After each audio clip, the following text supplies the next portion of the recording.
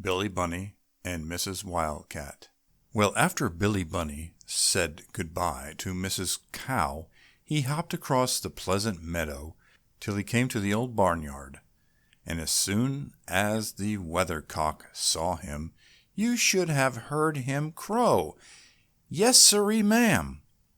He crowed like a regular, old-fashioned, everyday rooster, and this made all the hens and chickens look up. And then, of course, they saw Billy Bunny, and they were so glad to see the little rabbit they forgot to wonder how the weathercock could grow. I guess the only person who wasn't glad to see little Billy Bunny was Mr. Sharp-Toothed Rat.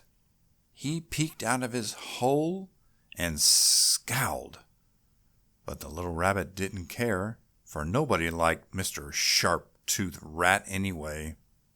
Well, by and by, just as little Billy Bunny was looking in Henny Jenny's nest to see what a lot of lovely eggs she had, who should come along but the miller's boy. And as soon as he saw the little rabbit, he gave a yell and tried to catch him.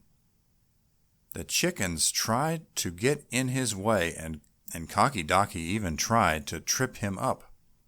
But the miller's boy didn't stumble a bit. No, sirree, he almost caught Billy Bunny. But as long as he didn't, it's all right. Although he scared the little rabbit nearly to death.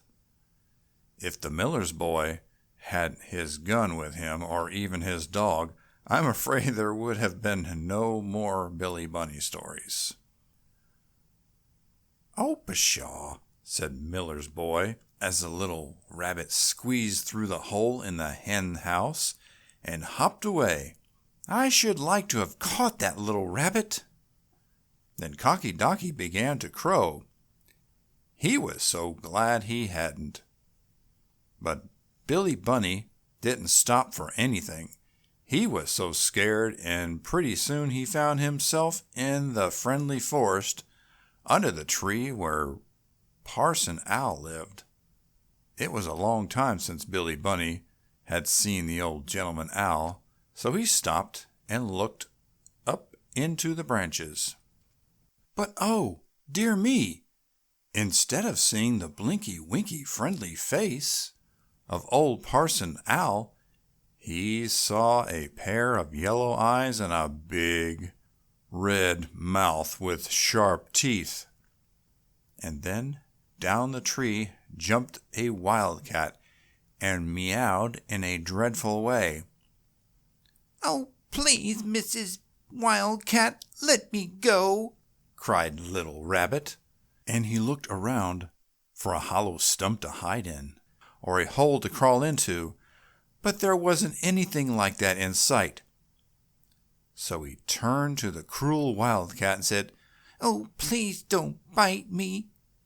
Then he opened his knapsack and took out a big, round doughnut, the kind with a big hole inside, you know, and gave it to the wildcat.